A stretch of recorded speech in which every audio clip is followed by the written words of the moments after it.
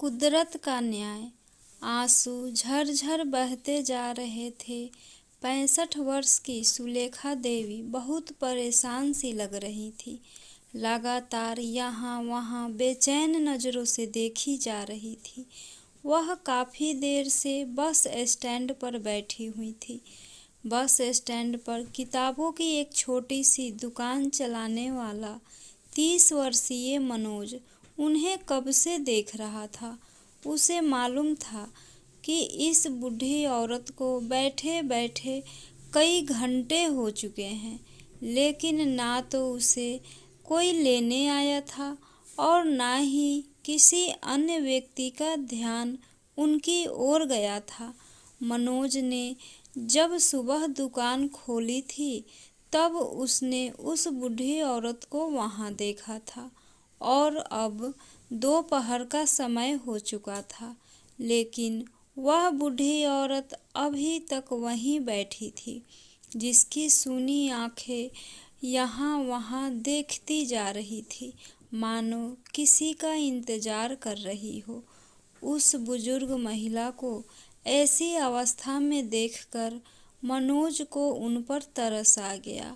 वह उनके पास गया और कहने लगा, अम्मा जी, आपको कहाँ जाना है? आप किसका इंतजार कर रही हो? क्या कोई आपको लेने आएगा? मनोज के सवाल पर सुलेखा जी बोली, बेटा, सुबह मैं यहाँ पर अपने बेटे और बहू के साथ आई थी।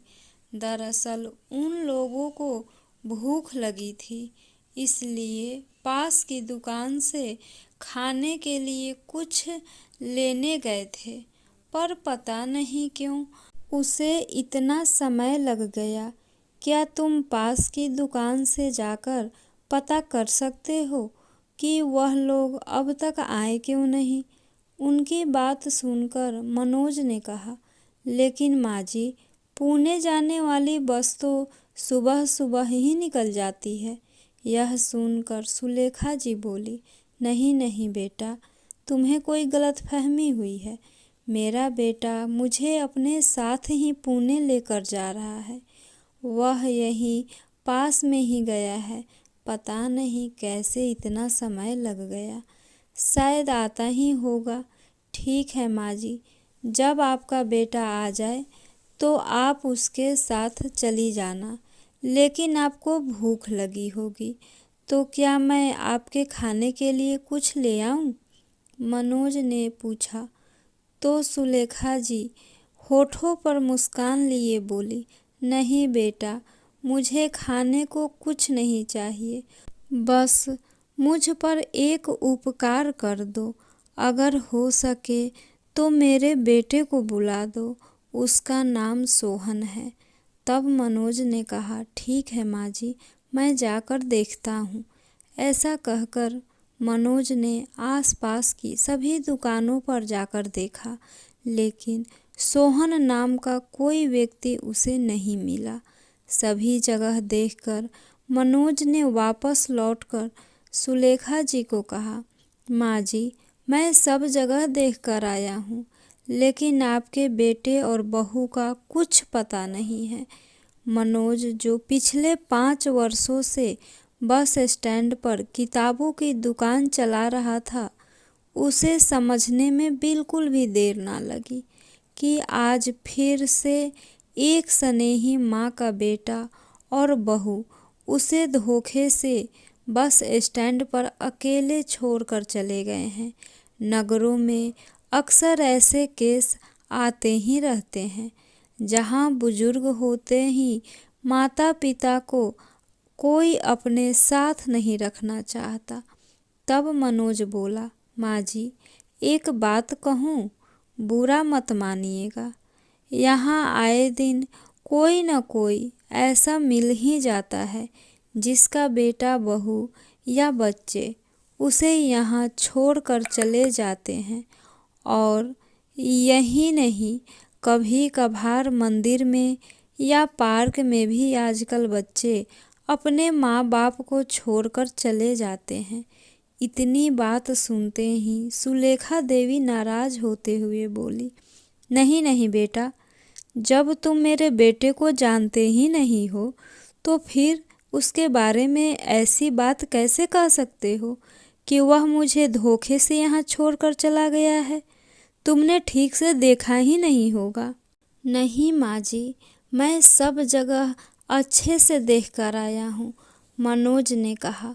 तो सुलेखा जी और भी ज़्यादा परेशान हो गई। फिर खुद को समझाते हुए बोली, कोई बात नहीं, हो सकता है कुछ और काम आ गया हो, थोड़ी देर बाद वह ज़रूर वापस आ जाएगा। इसके बाद मनोज भी अपने काम में व्यस्त हो गया। धीरे धीरे शाम ढलने लगी। जब मनोज अपने घर जाने लगा तो अंधेरा हो चुका था।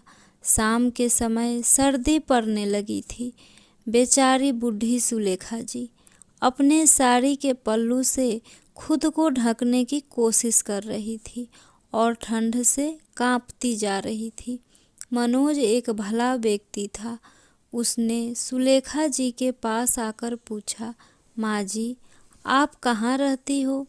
आपका बेटा कहाँ रहता है? क्या आपको मालूम है? तब सुलेखा जी ने उसे अपना नाम बताते हुए कहा कि बेटा, मुझे अपने बेटे के पुणे वाले घर का पता तो नहीं है, ना यह पता है कि वह किस कंपनी में काम करता है, उसका ऑफिस कहाँ है। बस कुछ दिन पहले ही बेटा मुझे गांव से इस शहर में अपने पास लेकर आया था। यहाँ मैं अपने इकलौते बेटे, बहू और 14 साल के पोते के साथ रहती थी।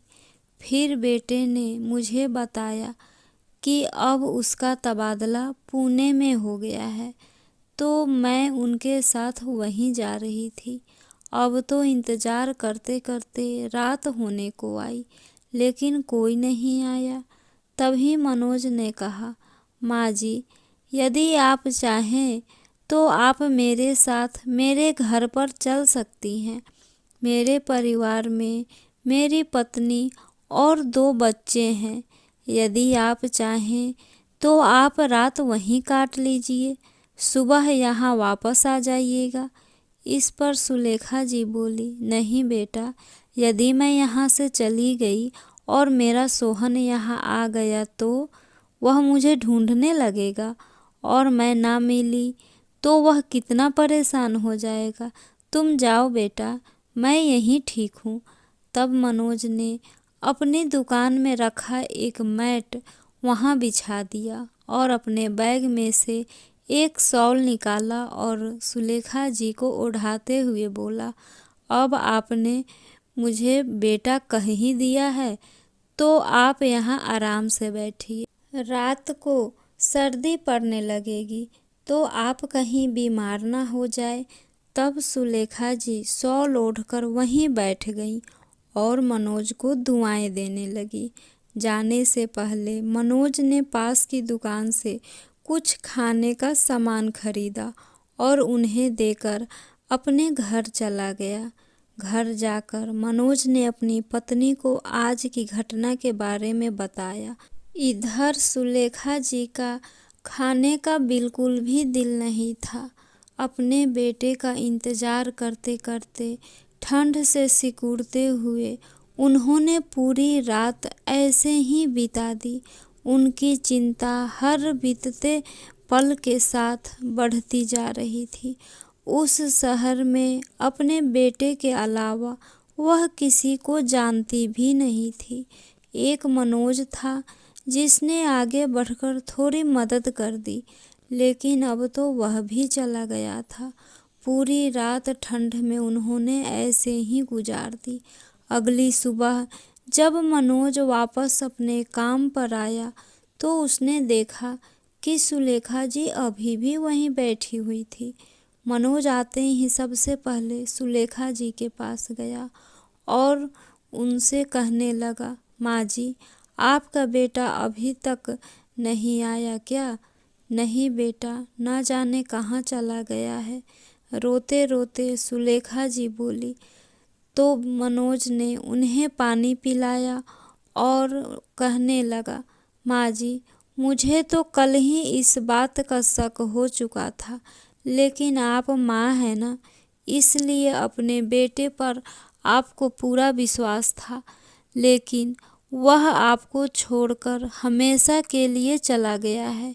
आपको वह अब कभी वापस लेने नहीं आएगा। यह सुनते ही सुलेखा जी की बूढ़ी आंखों से आंसुओं की झरना बह निकला। उनकी हालत देखकर मनोज को उन पर बहुत तरस आ रहा था। किसी तरह उन्हें हौसला देकर मनोज अपनी दुकान खोलने लगा। मन ही मन सोच रहा था कि अब शायद माँ जी अपने घर वापस लौट जाएंगी। लेकिन सुलेखा जी वहीं बेंच पर बैठे बैठे आंसू बहा रही थी। कुछ समय बाद अचानक सुलेखा देवी बेंच से नीचे गिर गई। मनोज यह देखकर दौड़ा दौड़ा आया और उनके चेहरे पर पानी की छींटें मारी। थोड़ी देर में उन्हें होश आ गया। मनोज थोड़ा घबरा गया था। उसने उन्हें तुरंत उठाया और बेंच पर लिटाया। होश आने पर मनोज ने पूछा, माँ जी, आप बेहोश कैसे हो गई थी? तो सुलेखा देवी जी फिर से रोने लगी और बोली, दरअसल बेटा, कल से कुछ खाया नहीं था, इसलिए शायद कमजोरी के कारण बेहोशी आ गई। यह सुनकर मनोज हैरान हो गया और बोला, माँ जी, लेकिन मैं तो आपको खाना देकर गया था ना, फिर आपने खाना क्यों नहीं खाया? सुलेखा जी आंसू बहाते हुए बोली, हाँ बेटा, लेकिन मेरा खाने का बिल्कुल भी मन नहीं था। अब तू ही बता, जिस माँ का बेटा उसे अकेला छोड़कर चला जाए, उसे क्या भूख लगेगी? यह बात सुनकर मनोज जल्दी से पास वाली कैंटीन में गया और उनके लिए खाना लेकर आया और बोला, माँ जी, पहले आप खाना खा लीजिए, फिर कुछ बात करेंगे। उनके खाना खाने के बाद मनोज ने पूछा, माँ जी, जब आपको पता ही है कि आपका बेटा वापस नहीं आएगा, तो आप अपने घर वापस क्यों नहीं चली जाती? फिर सुलेखा जी बोली, बेटा, मैं जाऊं तो कहाँ जाऊं? मेरे बेटे ने तो मुझे किसी लायक नहीं छोड़ा। क्या मतलब? चौंकते हुए मनोज ने पूछा। तो सुलेखा जी ने बताया, बेटा, मैं तो गांव में रहती थी, इसलिए बेटे बहू ने कहा कि माँ, अब तुम हमारे साथ ही रहोगी, इसलिए उसके कहने पर घर का मकान मैंने बेच दिया और उसे पैसे भी दे दिया।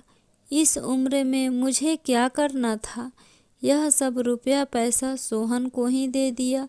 सोचा था अब जिंदगी के आखिरी पड़ाव पर हूँ, तो बेटा बहू के सहारे ही तो रहूँगी, पर मुझे क्या मालूम था। ऐसा कहते कहते सुलेखा जी की आंखों में फिर से आंसू उमड़ आए। यह सुनकर मनोज को बहुत दुख हुआ, लेकिन वह करता भी क्या। वह स्वयं एक छोटी सी दुकान चलाकर जैसे तैसे अपने परिवार का भरण पोषण कर रहा था। उसने उन्हें शांत करवाया और फिर से अपनी दुकान संभालने लगा।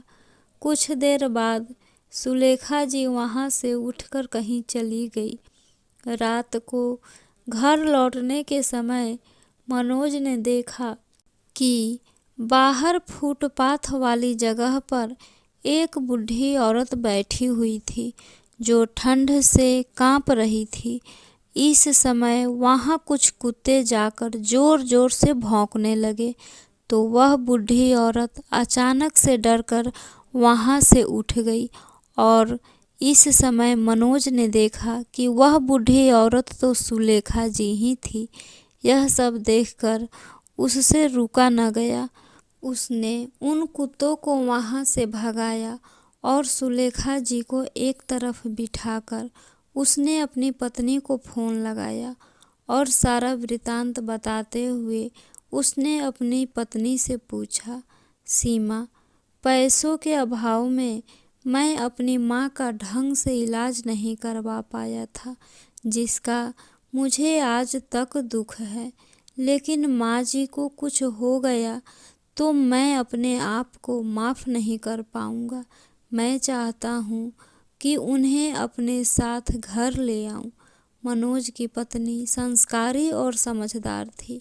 अपने पति से कहा, कोई बात नहीं, कुछ नहीं तो कम से कम रोटी और छत तो हम दे ही सकते हैं। यदि आपको सही लगता है तो आप उन्हें ले आइए। जितना बन पड़ेगा हम उनकी मदद करेंगे। यह बात सुनकर मनोज बहुत खुश हुआ और सुलेखा जी को लेकर अपने घर पहुंचा। उसका घर बहुत छोटा था, जहां उसकी पत्नी और 2 बच्चे उसके साथ रहते थे। उनके घर पहुंचकर सुलेखा जी बोली, बेटा, मेरे कारण तुम लोगों को भी परेशानी होगी। ईश्वर ने मेरे नसीब में जो लिखा है वह तो होकर ही रहेगा, लेकिन मेरे कारण तुम परेशानी मत उठाओ। इस पर मनोज ने कहा, नहीं माँ जी, हमें बहुत खुशी होगी यदि आप यहाँ हमारे साथ रहेंगी। तभी सीमा भी बोली, माँ जी, यह बिल्कुल ठीक कह रहे हैं। आप यह सोचिए कि ईश्वर ने आपके नसीब में हमारा साथ ही लिखा है, तो अब से आप इस घर में ही रहेंगी। ऐसा कहते हुए सीमा उन्हें अंदर ले आई और बैठने के लिए उन्हें कुर्सी दी। थोड़ी देर बाद परिवार के सभी लोगों ने एक साथ खाना खाया, परंतु सुलेखा जी अभी तक स्वयं को और असहज महसूस कर रही थी। यह देखकर मनोज कहने लगा, माँ जी, मैं जानता हूँ कि हमारे घर में जगह थोड़ी कम है, लेकिन दिल में आपके लिए बहुत सारी जगह है। हमारे बच्चों को आप अपने ही पोता पोती समझिए। अब से आप इस घर की सदस्य हैं। यदि आपको कोई परेशानी होती है तो आप हमें बताइएगा। यह सुनकर सुलेखा जी ने भरी आंखों से उसके सिर पर हाथ रखते हुए कहा, इस उम्र में मेरे अपने बेटे ने मुझे ठुकरा दिया। उस मुश्किल समय में तूने मेरा साथ दिया है और मेरा हाथ थामा है। अगली सुबह जब मनोज नहा धोकर अपनी दुकान पर चला गया और बच्चे स्कूल चले गए, तब घर पर केवल सुलेखा जी और सीमा थी। सुलेखा जी ने देखा कि सीमा घर संभालने के साथ साथ कपड़े सिलने का भी काम करती है। तभी सुलेखा जी बोली, अरे सीमा बहू, कपड़े तो मैं भी बहुत अच्छे से सी लेती हूँ। ला, मैं तेरे काम में थोड़ी मदद करवा देती हूँ।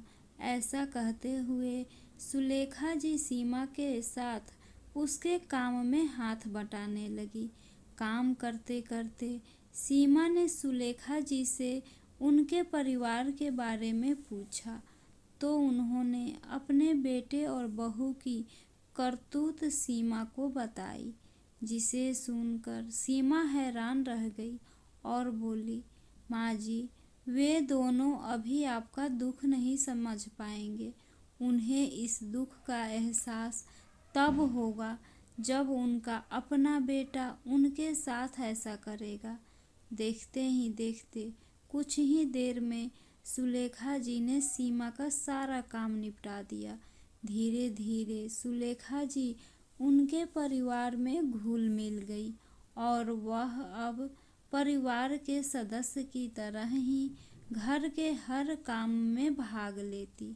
अब सुलेखा जी के आने के कारण सीमा का सिलाई का काम भी अच्छा चलने लगा था, क्योंकि सुलेखा जी सिलाई में माहिर थी, जिस कारण लोगों को उनका काम बहुत पसंद आने लगा। घर पर रहकर सुलेखा जी बच्चों को भी संभाल लेती थी और बाजार से सब्जियां लाने जैसी छोटी मोटी जिम्मेदारियां भी अच्छे से संभाल लेती थी। सीमा और मनोज अक्सर कहते कि हमारे घर में किसी बुजुर्ग की कमी बहुत खलती थी, जो कि सुलेखा जी के आने से अब पूरी हो चुकी थी।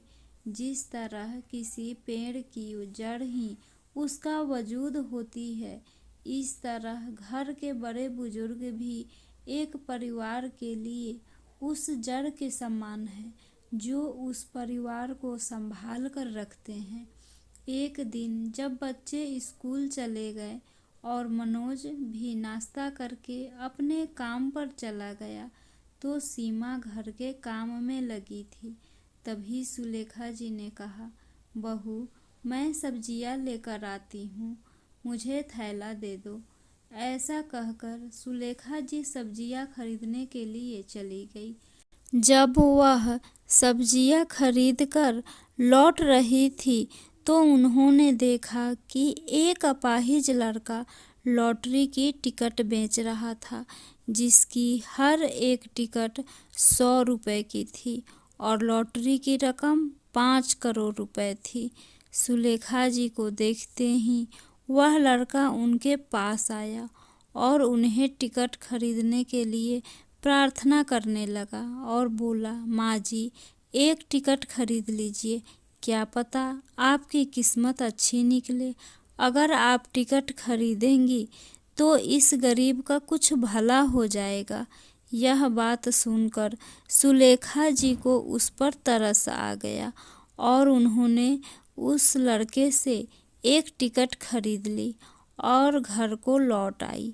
घर पहुंचकर उन्होंने सीमा को सब्जियां पकड़ा दी और बाकी के सभी काम कार्य से फ्री होकर दोनों सास बहू सिलाई का काम करने लगी।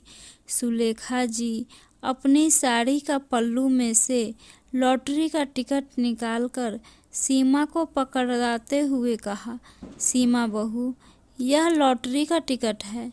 दरअसल बाजार गई थी तो एक पैर से अपाहिज लड़का मुझे लॉटरी खरीदने के लिए मिन्नतें करने लगा। उससे पैसों की बहुत ज़्यादा ज़रूरत थी, इसलिए उसकी मदद करने के लिए मैंने टिकट खरीद लिया। क्या पता हमारा नसीब भी खुल जाए। तब सीमा बोली, अरे माँ जी, मैं आज तक किसी की लॉटरी लगता नहीं देखी है। चलो कोई बात नहीं, आपने उसकी मदद करने के लिए इसे खरीदा है तो मैं रख लेती हूँ। यह कहकर सीमा ने वह टिकट अपने पर्स में रख दी। महीने के अंत में उस टिकट के विजेता की घोषणा होने वाली थी। जिस समय उस लड़के ने सुलेखा जी को टिकट दिया था तो बताया था कि महीने की आखिरी तारीख को अखबार में लॉटरी के विजेता की घोषणा की जाएगी, इसलिए अपने टिकट को संभाल कर रखना। जिस दिन लॉटरी के विजेता की घोषणा होनी थी, उससे एक दिन पहले ही सुलेखा जी ने सीमा से लॉटरी की टिकट मांगने लगी और बोली, सीमा बहू, कल सुबह अखबार में विजेता की घोषणा की जाएगी। इस बारे में सुलेखा जी ने मनोज को कुछ नहीं बताया था, यह सोचकर कि यदि लॉटरी लग जाएगी तो बता देंगे, नहीं तो सोच लेंगे कि इतने पैसे कहीं खो गए। क्योंकि यदि उसने उम्मीद लगा ली तो उसे भी दुख होगा। इस बात के लिए सीमा भी मान गई। अब लॉटरी के विजेता की घोषणा की जानी थी, तो सीमा मनोज के जाने के बाद जल्दी से जाकर अखबार खरीद कर ले आई। लॉटरी के 3 विजेता घोषित होने वाले थे। पहले 5 करोड़ रुपए, दूसरे विजेता को 1 करोड़ रुपए और तीसरे विजेता को 50 लाख रुपए का इनाम मिलना था। सुलेखा जी और सीमा दोनों ही भगवान का नाम लेकर अखबार खोलने लगी, इस आस में कि शायद उनकी लॉटरी लग जाए। सबसे पहले तीसरे विजेता का नाम लिखा गया था। सीमा ने देखा कि तीसरे विजेता के नंबर से उनका नंबर नहीं मिलता था। उसने बाद में दूसरे विजेता का नंबर लिखा था, लेकिन उससे भी करके सुलेखा जी का टिकट नंबर नहीं मिला। सबसे अंत में पहला विजेता का नंबर लिखा हुआ था। जैसे ही सीमा ने उस नंबर को पढ़ा तो सुलेखा जी खुशी से चिल्ला उठी, क्योंकि यह उन्हीं के टिकट का नंबर था। यह देखकर सीमा भी बहुत खुश हो गई। उसके खुशी का तो ठिकाना ही न रहा। दोनों सास बहू खुशी मनाते हुए नाचने लगी, क्योंकि उन्हें 5 करोड़ की लॉटरी लगी थी। थोड़ी ही देर में मनोज घर वापस लौट आया, क्योंकि आज बिजली का बिल भरने की आखिरी तारीख थी। इसलिए वह बिल लेने के लिए घर वापस आया था। घर लौटकर देखा तो उसकी माँ और पत्नी खुशी से झूम रही थी। यह नज़ारा देखकर मनोज बोला, अरे क्या बात है, आज तो आप दोनों बड़ी खुश नज़र आ रही हैं। खुशी के मारे सीमा ने उसे गले से लगा लिया। अरे अब तुम्हें यह छोटी सी दुकान चलाने की कोई ज़रूरत नहीं है। तभी मनोज उसे खुद से दूर करते हुए बोला, तुम भी हद करती हो सीमा, देखो तो माँ जी खड़ी हैं। तभी सुलेखा जी मुस्कुराते हुए बोली, अरे बेटा, जो खबर हम तुझे देने वाले हैं वह खबर सुनकर तो तेरा भी कुछ ऐसा ही हाल होगा। अच्छा, आखिर ऐसा भी क्या हो गया, अब बता भी दीजिए। तब सुलेखा जी ने मनोज को लॉटरी की टिकट दिखाया और अखबार में पहला विजेता का नंबर दिखाया। यह सब देखकर मनोज को अपनी आंखों पर विश्वास नहीं हुआ और कहने लगा, क्या सच में आपकी लॉटरी लगी है? इस पर सुलेखा जी खुश होते हुए बोली, हाँ बेटा, अब तो बस खुशियाँ ही खुशियाँ होगी। 2 दिन बाद हमें अखबार में दिए गए इस पते पर जाना है, जहाँ हमें इनाम की राशि दी जाएगी। ठीक 2 दिन बाद सुलेखा जी को लॉटरी के इनाम की राशि मिल गई। इतनी बड़ी राशि देखकर सुलेखा जी और उसकी पत्नी सीमा की आंखें आंसुओं से भर आई। कुछ समय बाद उन लोगों ने अपने रहने के लिए एक अच्छी सी सोसाइटी में आलीशान फ्लैट खरीद लिया। सीमा और सुलेखा जी, जो अभी तक एक छोटे से कमरे में ही सिलाई का काम किया करती थी, लॉटरी के कुछ पैसे से उन्होंने एक बुटीक खोल लिया, जहां वह एक से बढ़ के एक लेटेस्ट डिजाइन के कपड़े तैयार करने लगे। कुछ ही दिनों में उनके काम की ख्याति पूरे शहर में फैलने लगी। अब उन्होंने अपनी मदद के लिए कुछ वर्कर्स भी लगा लिए। देखते ही देखते उनका बुटीक का व्यवसाय दिन दुगुना रात चौगुना तरक्की करने लगा। जिस शहर में रह रही थी उस शहर में ही सुलेखा जी की बहू का मायका भी था। जब सुलेखा जी की समधन को यह बात और उन्होंने अपना अच्छा खासा व्यवसाय खड़ा कर लिया है, तो यह जानकर उनके हैरानी का ठिकाना ना रहा। उन्होंने तुरंत अपनी बेटी यानी कि सुलेखा जी की बहू मेनका को फ़ोन किया। जैसे ही मेनका ने फ़ोन उठाया तो उसकी माँ बोली, अरे बिटिया, गजब हो गया, मुझे तो अपने कानों पर विश्वास नहीं हो रहा। अपनी माँ की बात सुनकर मेनका बोली, अरे माँ, क्या हुआ, आपने कोई अजूबा देख लिया क्या?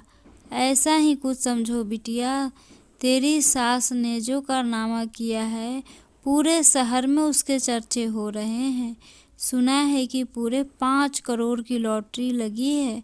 अब तो तेरी सास अपना व्यवसाय खड़ा करके खूब पैसा कमा रही है। यह बात सुनकर मेनका के हाथ से फ़ोन छूट गया। उसे चक्कर आने लगे। उसे ऐसा लगा जैसे पैरों तले ज़मीन ही खिसक गई हो। सोहन ने भी जब पूरा वाक़या सुना तो वो हैरान रह गया, लेकिन पछतावे के अलावा अब किया भी क्या जा सकता था। अभी इस बात को केवल 2 दिन ही बीते थे कि एक रात मेनका का पति सोहन घर में मुंह लटकाए वापस आया और बोला, मेनका, हम कहीं के नहीं रहे, मेरी नौकरी चली गई। जैसे ही मेनका ने यह बात सुनी तो वह सिर पकड़कर बैठ गई और अगले दिन मेनका ने अपनी माँ को यह सारी बात फोन पर बताई और कहा, माँ, मुझे कुछ समझ नहीं आ रहा। अब तो हमने अपने बेटे का उच्च शिक्षा के लिए एक अच्छे इंस्टीट्यूट में दाखिला करवाना था और अब यह मुसीबत पड़ गई। तो उसकी माँ बोली, अरे बिटिया, इसमें घबराने वाली क्या बात है? तेरी सास के पास तो कुबेर का खजाना है, उनके पास जाकर उनसे माफ़ी मांग लो, देखना झट से पिघल जाएगा समधन जी का दिल। मेनका को अपनी माँ की यह बात अच्छी लगी। उसने अपने पति को सारी बात बताते हुए कहा, चलो तुम्हारी माँ से मदद मांग लेते हैं। फिर क्या था, अगले दिन ही वे दोनों सुलेखा जी के बुटीक में पहुंच गए। वहां पहुंचकर देखा तो वहां तो जैसे मेला सा लगा हुआ था, सारी तरफ चहल पहल थी। यह देखकर वे दोनों कुछ देर के लिए अलग खड़े रहे। वह स्वयं को उपेक्षित महसूस कर रहे थे। फिर थोड़ी देर के बाद भीड़ में से जैसे तैसे निकलकर वे दोनों अंदर गए तो देखा कि उनकी माँ बड़े आत्मविश्वास के साथ आलीशान कुर्सी पर बैठी हुई थी और न्यूज़ वालों को इंटरव्यू दे रही थी। यह सब देखकर सुलेखा जी के बेटा बहू की आंखें फटी की फटी रह गई। सुलेखा जी ने उन्हें देख तो बहुत पहले ही लिया था, लेकिन फिर भी उन्हें नज़रअंदाज करके अपने काम में लगी थी। तो मेनका और सोहन जल्दी से जाकर सुलेखा जी के चरणों में गिर गए। तो सुलेखा जी बोली, मेरा एक ही बेटा और बहू है और वो है मनोज और सीमा, जिन्होंने मुझे अपने घर में पनाह दी, मान सम्मान सब कुछ दिया। तुम दोनों मेरे कुछ नहीं लगते। इतना कहकर वह अपने ग्राहकों को अटेंड करने के लिए उठी। तभी सोहन ने पीछे से बोला, हमें माफ़ कर दीजिए, अब मेरी नौकरी भी जा चुकी है और मुझे कहीं अच्छी नौकरी भी नहीं मिल रही। हम लोग कहाँ जाएंगे माँ? हमें एहसास हो गया है कि हमने बहुत बड़ा गुनाह किया है। यह सुनकर सुलेखा जी ने उन्हें तिरछी निगाहें से देखा और कहा, बेटा, इसे ही कहते हैं ईश्वर का न्याय। उसकी लाठी जब पड़ती है तो इंसान कहीं का नहीं रहता।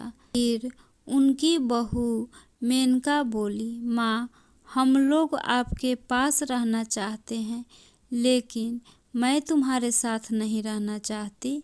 सुलेखा जी बोली, अपनी वृद्धावस्था में मैं इज्जत के साथ रहना चाहती हूँ और वैसे भी एक बार तुम्हारे हाथों ठोकर खा चुकी हूँ।